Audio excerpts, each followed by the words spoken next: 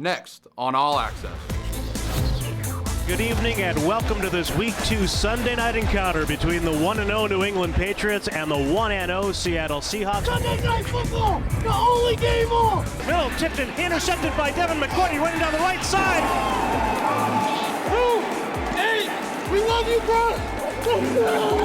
Yeah, well, we have a terrific group of men, and very proud of this team, players, coaches, the entire organization, and it's a strong bond on the team. Families is the main priority. I would like to tell you that every time it happens, it gets easier, but I think with having children, it actually has gotten to be a little harder. As much as I'm like an expert box packer and all that, I feel like managing everyone's emotions. Ball down the left side. He's got Edelman, lays out and makes the diving catch. This guy doesn't need any introduction. Julian Edelman. It's a very fun relationship, and I'm looking forward to continually trying to improve it.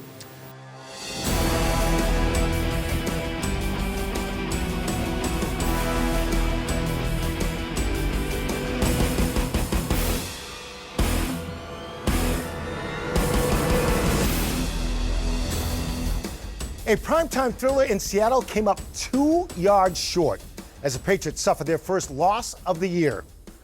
Hello, everyone, and welcome to Patriots All Access, presented by GEICO. I'm Steve Burton. It was an exciting finish, to be sure, and a lot of positives to take out of New England's loss to the Seahawks on Sunday night. The fact remains, though, the Patriots are now 1-1 and face a 2-0 new-look Las Vegas Raiders, who are fresh off an impressive Monday night win. Can New England build on that effort from Sunday? Those are just some of the things we'll discuss in the show. But before we do, let's look back at the sights and sounds from the last-second loss in Seattle.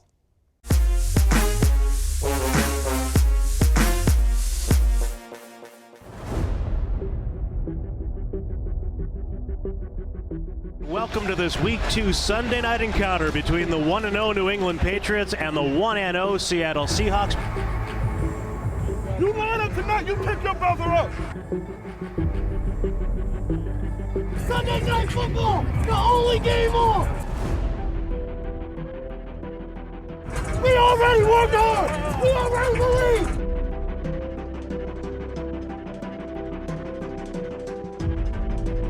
Take it on 3, 1, 2, 3! Check.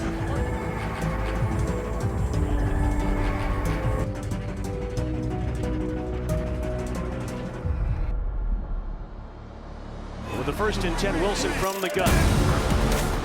Mill tipped and intercepted by Devin McCourty running down the right side. Hey, 2, 8, we love you, bro!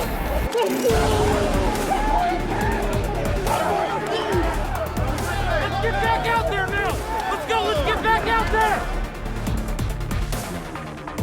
Lock it right as Wilson takes the step. Looking left, now comes back right. Dances in the pocket. He throws on the go to the end zone and a strike for a touchdown.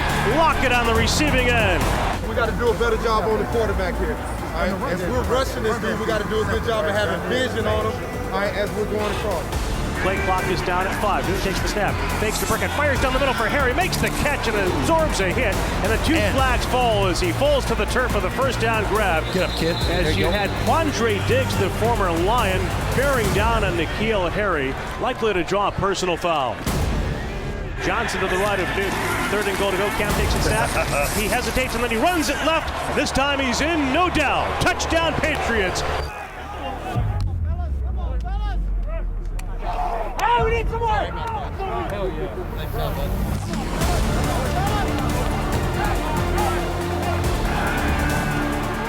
Cam loads up, throws to the right side. Diving grab by Edelman, makes the catch. Come on, Jules! Go, man! Newton drops it off for Burkhead, runs across the 15. Go, Rick! Go, Rick!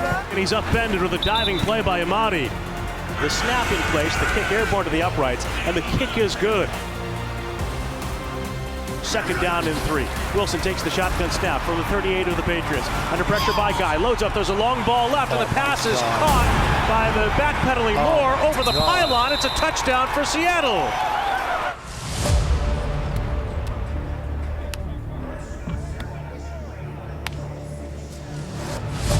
Here we go, fellas. Keep them beating. Come on! First and goal to go snap. Can't take it. He's going to throw a pop pass to the right, and Johnson makes the catch.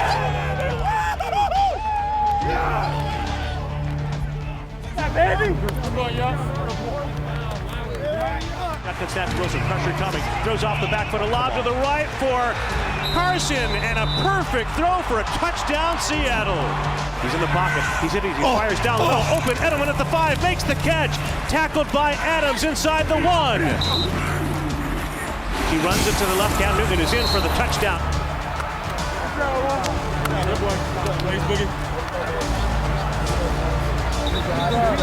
We gotta compete. That's all we got. Third down and 1.5. Wilson drops back. He's looking to throw. He's going to fire a deep ball down the right side. Incomplete. Overshooting Lockett as Jonathan Jones was trailing. Let's go. Four-man rush coming for Seattle. Shotgun snap. Newton in the pocket. Has time. Surveys the defense. Yes. Fires out to the left. Edelman catches inside the 15 along the sideline. He throws to the 5, and the catch is made inside the 3. Brought down by Harry at the 2. First and goal to go. Go line, double jumbo. Let's go. Nice job, team. Come on, O-line. 3 seconds to go. Johnson shifts to his left hip. Snaps to Newton. He's going to run it left. He's hit behind the line, and he somersaults to the 2. The Seahawks celebrate as they stop Newton for a loss on the run. And Seattle will win it over the Patriots 35-30. Man, does that stink. Well, it's certainly a tough loss for the Patriots. Back now in our panel discussions with Mike, Reiss, and Parilla. They come up this short. Oh, actually, this short. But I want to talk about clock management just for a second here. Because they had time. They didn't take a timeout. Were you guys surprised at that? Yeah, you know, it's interesting because the way you lead into that, Steve, they did ultimately get this far away. So I don't think it was an egregious error. I do think that they should have called the timeout that everybody's been talking about all week. I think that would have allowed them more plays. And I think you still could have gotten down I think there were probably around 26, 27 seconds left. You're at the 13-yard line. You call a quick timeout. I still think you have the middle of the field if you want to do a pass like they did, Mike, to Harry and run up and spike the ball, and you still have time, for another play or two. But I think what it would have allowed you is to take shots into the end zone from the 13, and that way maybe instead of 3 plays, you get 4. This is the whole situational football that Bill Belichick often talks about, and it's a great, fascinating discussion to me because I don't think you're wrong either way, Steve. Like, if they took the timeout, I think you could justify that decision. If they didn't, I think you can justify that as well. The thinking being that you want to save that timeout so you can get the play that you need set up without rushing, being able to huddle on the sideline, talk it over, and then run the play. Now, that play, which was Cam on the goal line, didn't work out for them, but I think that's the thought process behind what they did. All right, here's what I love about Bill Belichick. He's not into moral victories. So they lost the game. They have to move on. But around here, fans, they're pretty excited about this football team. And yes, they should be, but the fact is that they're 1-1.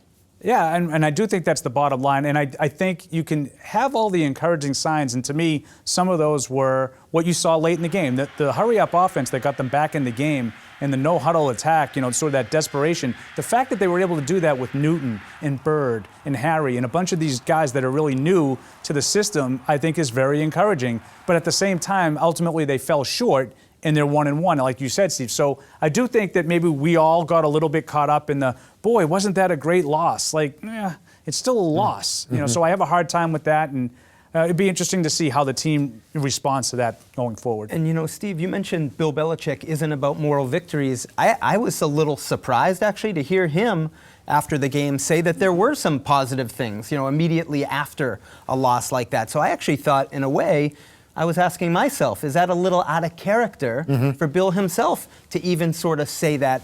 To me, I think it goes back to expectations overall. I think the expectations for this team are maybe a little lower externally than they've been in the past, and that's why some people look at it and maybe say it's a good loss. Well, when I say that, he brings this team right back down to earth, right? You are what you are. Yep. And he knows exactly where they are right now. That's right. All right, guys, don't go far because you're coming up a little later on in the show as well. We'll be back with more Patriots All Access right after this. Coming up on All Access. Fresh off a single-game career high in receiving yards, we talk with Patriots receiver Julian Edelman. I was always taught, if you can get off the field yourself, you get off the field yourself. Don't let anyone know you're hurt. You're watching Patriots All Access. Patriots All Access is brought to you by Bank of America, the official bank of the New England Patriots. By Gillette Pro Glide and Pro Glide Gel, 5 blades and a pivoting flex ball designed to get virtually every hair on the first stroke. And by Putnam Investments. Putnam Investments and the New England Patriots, proud partners committed to an active game plan on the field and off.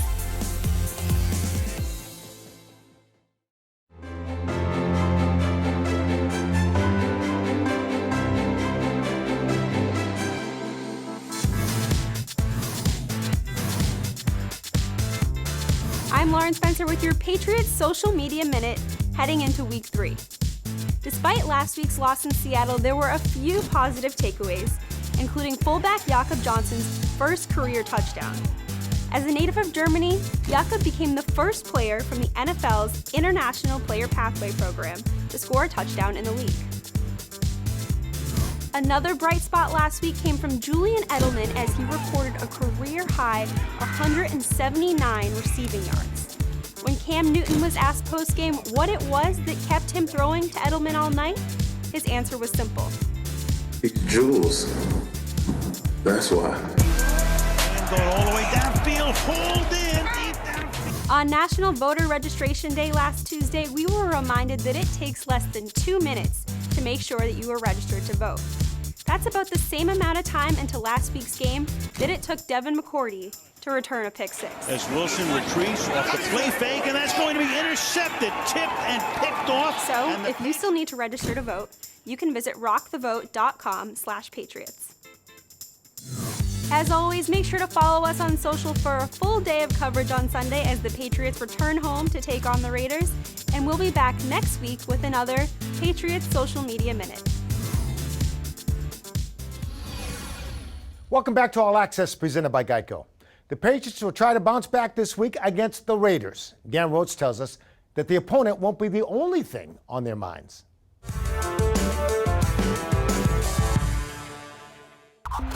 He's hit behind the line, and he somersaults to the 2. The Seahawks celebrate. They came close, but in the end, instead of moving to 2-0, the Patriots are 1-1. Without preseason games, you don't know what you're going to get in week 1 and then in week 2. Learning those type of situations, game on the line type of situations, and we really kind of being able to see how we're going to battle in adversity. Sunday was as difficult a day as this Patriots team has ever had, as James White lost his dad while his mom suffered critical injuries in a car accident in Florida. You don't get a chance to compartmentalize when loss hits so close to home. You just have to pick those tears up and bring them along with you to work. When you're in this building, you have a group of people that are all moving in the same direction that want the best for you. And you have people that you can lean on and that you can ask to be there for you. And I think that's the most important thing. Meanwhile, the Patriots have to come together and play a football game Sunday against the Raiders. And as we know around here, all that will matter Sunday is finding a way to win. We don't put a lot of stock in moral victories or competitive losses, if you will. I think for us, there's one stat that matters at the end of the day, and that's whether or not you had more points than the other team. September is just about improvement, finding out, how your team responds to adversity. And like I said, losing a tough game versus a good team, and then coming back the next week, putting that behind you and moving on. Interesting stat of the week. Last Sunday was Cam Newton's 8th time in his career that he rushed for 2 or more touchdowns in a game. That's the most by a quarterback in NFL history. In fact, his 4 rushing touchdowns for the first 2 Patriots games are the most by a quarterback through those 2 games in NFL history. For Patriots All Access, I'm Dan Roach.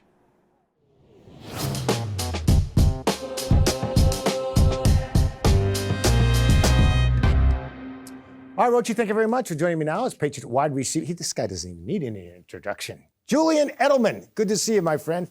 Hey, let me ask you this, Jules. Not a lot of losses you can take something good from, but what did you learn from your team on Sunday, coming away out of Seattle? mean, let's not get it twisted. It's never a great feeling when you lose. But with the young team that we have, we have veteran players sprinkled in, but we're a relatively pretty young team to go across the country and during this pandemic and a lot of the circumstances we were going through as a team with one of our teammates. To see how these guys battled, it was pretty cool to see, and to the very last second of the game. People are amazed at the punishment you take week in and week out, year in and year out. And all my friends say when they describe Julian Edelman, tough is the word they use. The guy is just flat out tough. Would you use that to describe yourself, and how does that motivate you?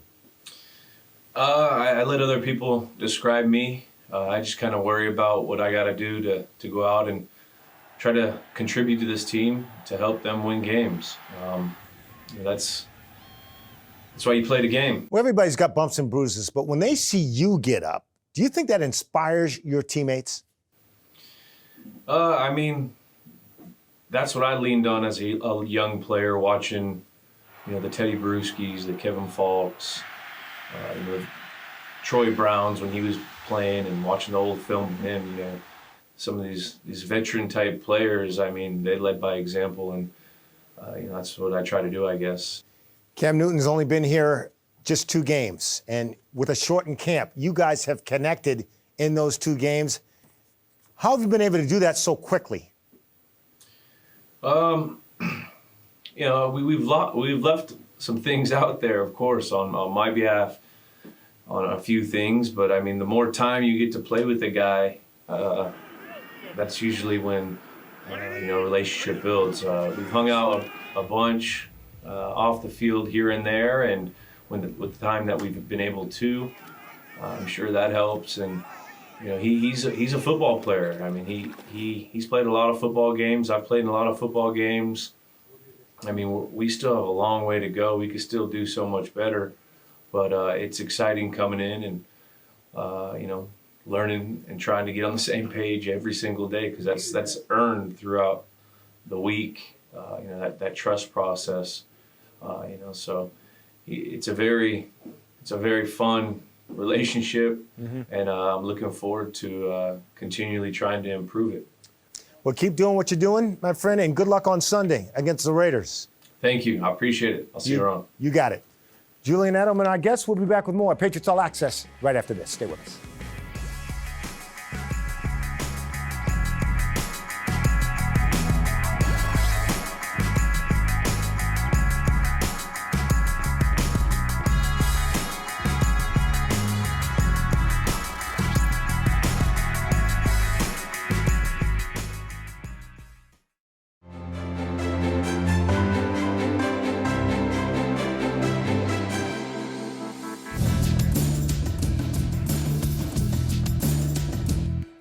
Welcome back to Patriots All Access. Time to sit down with Coach Belichick now. And great effort out in Seattle, Coach. And as you go through the game in your head, and you haven't been home that long, and I'm sure you dissected the tape, did it really come down to them just making one more play at the end of the game than you guys? Well, I mean, it came down to that play, but there were certainly a lot of plays along the way that could have, could have changed things, and we could have helped ourselves. So we had opportunities, and so did they. Obviously, a very competitive game, but yeah, we just ultimately it came down to the one play, and they made it and we didn't. So outside the game, personal week for the organization. Obviously the passing of your mom, Linda's dad. You guys get the news on Sunday, the accident that happened in the horrifying situation with James White, his parents. Your team and the way they faced that adversity, how do you feel they handled it? It seemed like they just really wanted to get out there and win it for everybody. Yeah, well, we have a terrific group of men, and very proud of this team, players, coaches, the entire organization, and we have everyone with good hearts that feel for each other and support each other, and it's a strong bond on the team. Look at the Las Vegas Raiders, almost said Oakland Raiders. What do you see when you watch the Raiders? And I know you don't have a ton of tape, but when you look at them. Well, defensively, they run the Coach Gunther scheme that he ran at Cincinnati. So a lot of nickel zones and blitz zones, and offensively, John runs John's offense.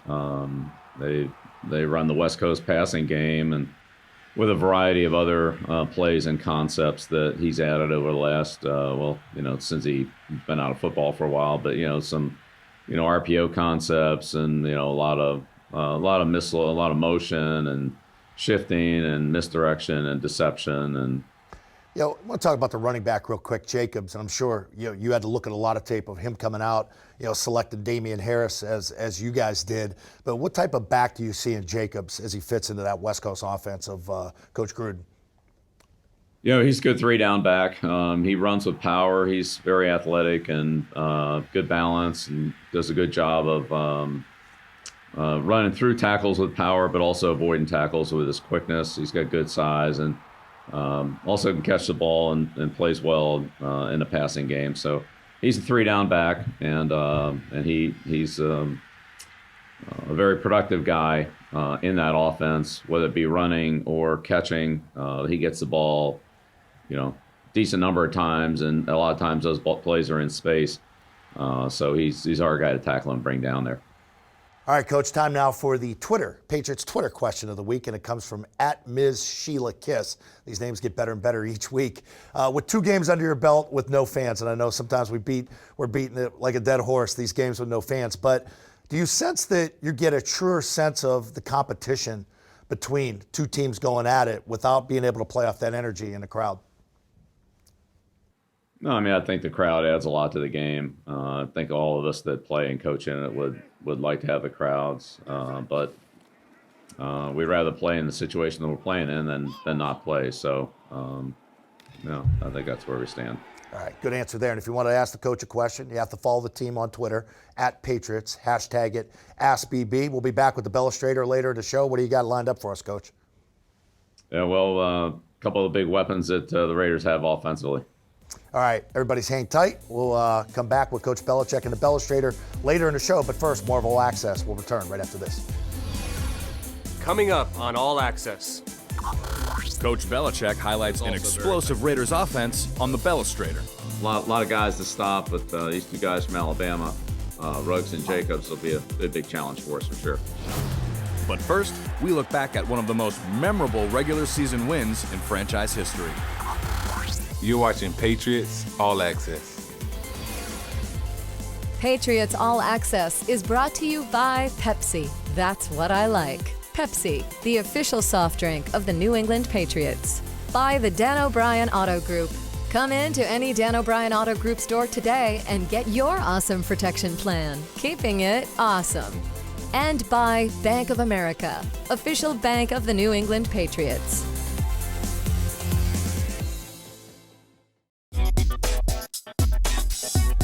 There are currently 5 quarterbacks in the league who have not only played for the Patriots, but have started an NFL game. Tom Brady, Cam Newton, Jimmy Garoppolo, Jacoby Brissett, and Brian Hoyer.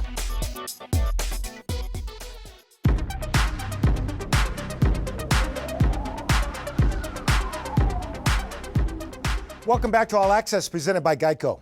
We continue with our profile of Patriots quarterback Brian Hoyer. His travel to 7 other cities over his career certainly has presented a challenge to his young family. In part 2 of our Do Your Life series, presented by Putnam, we look at those challenges and the good fortune that has led him back to New England. It's definitely been quite an adventure, is a good way to put it. But I feel really lucky because throughout the process of Brian, us moving as a family and his career in the NFL, I feel like we've had the opportunity to kind of be tested as like a family. You're so deep in like trying to make it work, trying to make sure you're on a team or win a starting job and do all those things. And I think I kind of took a shift probably when we ended up in Chicago. I made sure that on Saturdays before a game, if my son had soccer game, like I would go and stay as long as I could. My job is not the main priority for the family. Like the family is the main priority. I would like to tell you that every time it happens, it gets easier, but I think with having children, it actually has gotten to be a little harder. As much as I'm like an expert box packer and all that, I feel like managing everyone's emotions and attaching and detaching, and that's definitely I think the biggest, challenge. I think the moment I saw like that really start to take place was when we came back here from San Francisco. Like it was a Monday, and I was in the parking lot to go get my son a Halloween costume, and he said, hey, just want to let you know we're going to trade you back to New England. And I think it was like the furthest thing from our minds. It was a shock, and I remember having to tell her that, and that was the first time. It was like the middle of the season, the middle of the school year. We lucked out because that happened so late on Monday night that there were no flights to come back to New England. That's what it was, yeah. So Brian was able to come to the kids' school for the Halloween parade the next morning, and then brought his like duffel bag and was like, okay, and left straight from the school to the airport. Yeah, I didn't get to stay for trick-or-treating. Right. Oh my gosh. Going through what we've gone through, going into my 12th year, like the end is a lot closer than the beginning. And when she said about, moving back here and making this our home, it just made sense for all of us, all four of us. I think for the first time, and we always joke, like, this is the first time that we actually chose where we want to go. It wasn't determined by a job. Where, kind of your feet planted in the ground with the hope to kind of like put down some roots is totally opposite of every single thing. We bought this house not knowing I was ever going to come back to the Patriots. So when that opportunity came up this spring, it was like, well, now we're actually gonna get to live in this house. And people would be like, well, did you know he was, I said, I swear I didn't know he was gonna come back here. Like, we were ready to hit play and live here more permanently. And it was just funny because it just kind of worked out. So. I think there's always moments of doubt, but I think I always believe in myself. Now I'm at the point where there's only really one team that I want to play for. So I'm fortunate enough to be back here for my third time, but there's never been a doubt of my own capability of playing. Players going that way. Harris able to hold on. Touchdown, Patriots. There's no camaraderie in locker rooms as much as there is in the New England locker room. Not a lot of teams in the NFL have that same continuity and consistency year after year after year. I think it starts with Bill and it starts with Mr. Kraft. When you're able to have multiple guys on a team that have been on the team 10 plus years, I mean, I don't know how many other teams have that. I'm just thankful that I'm able to be back and be a part of it. Touchdown, Patriots! And they're bound for Super Bowl 53! I think a lot was made about the preparation for that week, and I think I was just lucky enough that they ran a system that I knew a lot of information about because I had played in it for 2 different times in 2 different years. And so I just knew that I was going to do whatever it took to prepare our defense to play the best game that they've ever played. And, they went out and did it. And the Patriots have won their 6th Super Bowl title. It's really hard to put into words because now not a lot of guys get to go to the Super Bowl, period. But to go 3 times and the first 2 times to lose, to now be on the other side of it, when the Super Bowl ends, it's a show. Whether you won or lost, it's like, well, what do I do now? How do I find my family? Like, where do I line up to see the trophy? Even though I wasn't able to be out on the field and contributing, I knew that I contributed throughout the week and throughout that entire year. And so it's just a validation of all the ups and downs, the new teams, the injuries, all that stuff, to be a part of a Super Bowl winning team. Like, they can never take that away from me. World champions, put on your rings.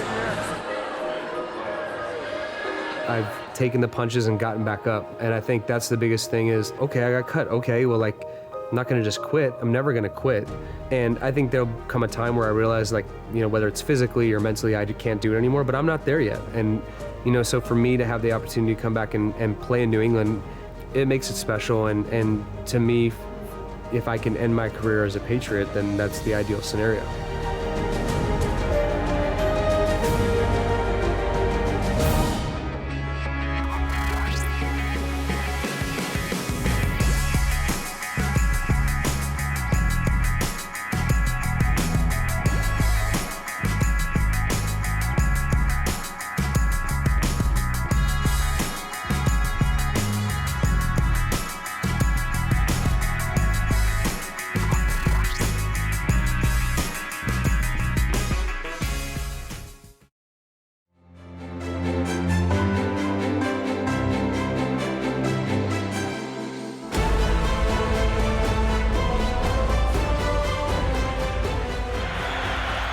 We turn the clock back 44 years for this week's memorable moment for one of the Patriots' most impressive regular season wins. In 1976, Steve Grogan and the Patriots throttled the Raiders 48-17. It was their most impressive victory of their 11-win season.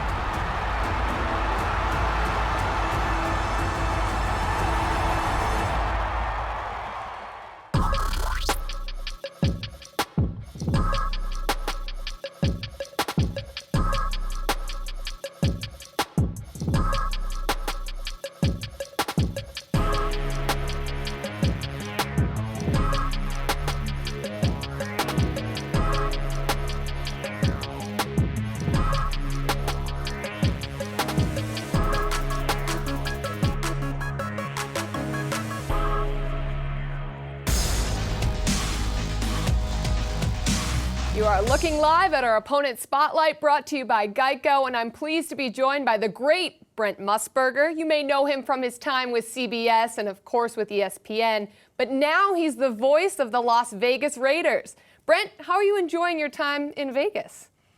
Living the dream. Living the dream.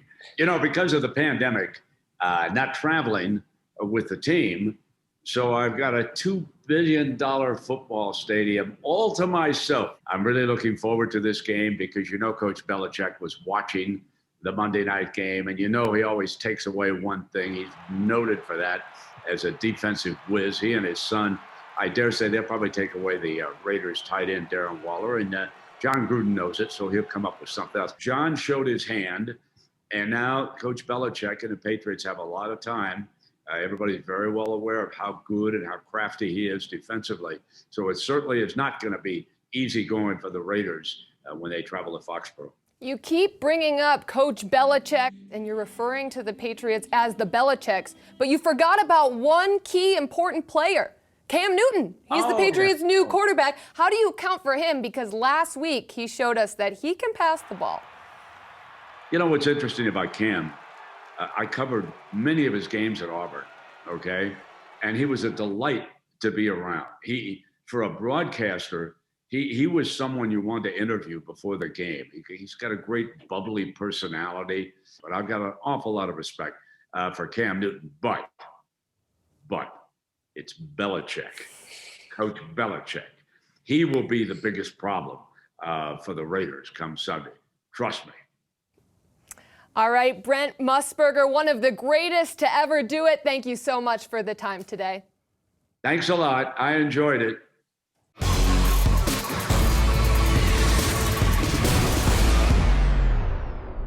Time now for the Belestrator, and I'm going to throw it to Coach Belichick, and we're going to get a quick look at the Las Vegas Raiders. What do you have, Coach?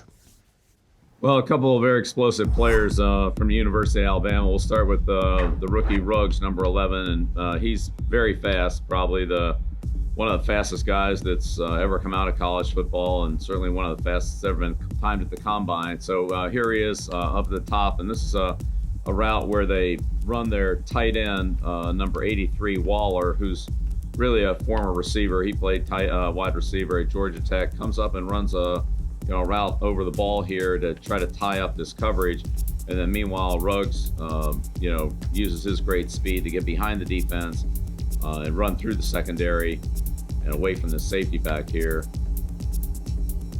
So we're talking, 4-4-2, very explosive player, very fast. And then Jacobs, a guy we talked about a little bit earlier, we know he's a very good running back. He's got good strength, good power. And here he is in a passing game, and you can just tell how much they like him here.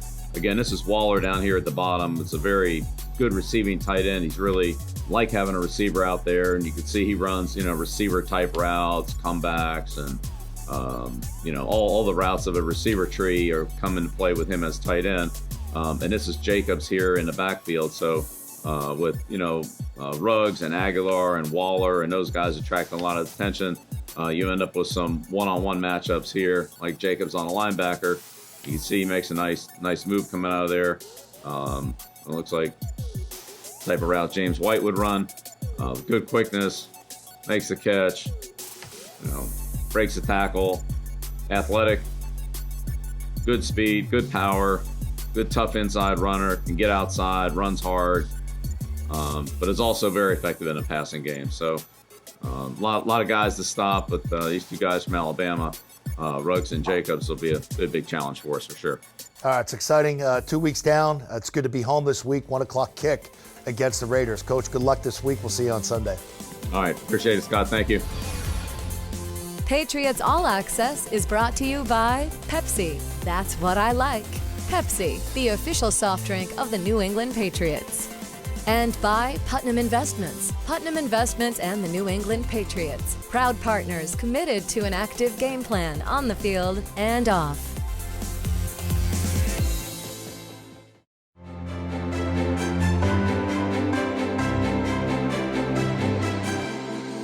Welcome back to Patriots All Access and our Bob's Discount Furniture Studios. Back with my guys, Mike Reiss and Paul Parilla. I want to talk about the receivers and the quarterback that they have working with these receivers. Is this quarterback better suited to develop these guys than the previous quarterback?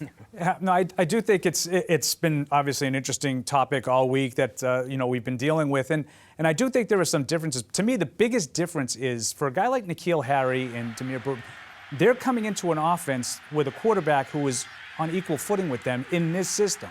So I think that, in essence, makes them more comfortable. I think. So you're saying everybody's new? Yeah, with everybody's at the same level. Cam Newton is not worried about what N'Keal Harry doesn't know because he doesn't know the same stuff. Right. They're all learning together. With Tom Brady, obviously he was better in this offense than Cam Newton is, but he was also 20 years more advanced than the receivers. So I think there was a little bit more pressure on receivers to sort of get up to speed and try to, not disappoint the professor. Yes, I think it's maybe a little bit more comfortable for the young receivers. I don't want to take anything away from Tom Brady. I feel like when we talk about this, you can't help but mention something and it becomes a slight to Tom Brady. That can't be. He's the greatest of all time, and what he did for this franchise will forever be, the region is indebted to him. What's the but? Well, the but is that I think Cam, at this point, is probably better for these receivers because he keeps plays alive, Paul, with his feet, and so there's not as much pressure on the receivers to run that super precise route where Tom has the unbelievable accuracy to put the ball in the spot. So it's a different approach offensively, which I think takes pressure off. And real quick, just from a physical standpoint, the threat that Newton has in running, the designed runs, the different boxes that teams are going to have to put together to deal with Cam Newton, the runner, opens up things for the receivers. Are you concerned at all about the Patriots defense? Let's flip over to the other side. When Seattle wanted to run the ball, they could run. When they wanted to throw the ball, they could throw. A little bit, and I do feel like the numbers last year you saw, they were off the charts the first 8 weeks, and then in the second half of the season, they started playing some teams that had a little bit better offense, and it wasn't as strong as it seemed. They were still very good, and I have been a little disappointed, particularly obviously the Seattle game, but the Seahawks are exceptionally good on offense with, if not the best, maybe the second best quarterback behind Patrick Mahomes and Russell Wilson. So yeah, I am concerned. I'm concerned about the light front, Mike. I think teams can run on them a little bit. And then, the secondary was leaky the other night. Yeah, I think overall, we never overreact to one game, but I think the same concerns we talked about coming out of training camp are still on my mind, and it's really in the front. They played mostly nickel or dime in this game, so that's 6 players, up front, and with Jawan Bentley and Brandon Copeland at linebacker, to me, they drafted a second-round linebacker, Josh Uche, a third-round linebacker, Anthony Jennings. They're not factoring into that mix right now, despite the significant draft investment. And at defensive tackle, they signed Bo Allen to replace Danny Shelton. He's on injured reserve, so they're relying on Byron Cowart. The numbers are light in the box, and to me, the personnel is still finding its way. And with all that, your predictions are what? Yeah, I mean, what I didn't talk about was the Raiders' defense, and I think that's a pretty big weakness for Mike Mayock's club. I think they're trying to overhaul it, but I don't think they're there yet. I think Michael Thomas being out of that New Orleans game was a big advantage. I think the Patriots are going to continue to show encouraging signs on offense, Steve, and they're going to continue to move the ball and put some points on the board. But I don't look at this as a cakewalk. 27-24 New England. Little nervous for the Patriots about their kicking situation. I know we didn't touch on that. If it comes down to a kick, where do they feel they are confidence-wise with Nick Folk? But in the end, I don't think they're going to need it, Steve, because I think offensively, Cam will keep cooking. 31-17. Oh, wow. All right, guys, thank you very much. Good stuff as usual. Well, that'll do it for this week's edition of Patriots All Access. For Mike Reiss and Paul Parilla, I'm Steve Burton. Have a great week, everybody. See you later.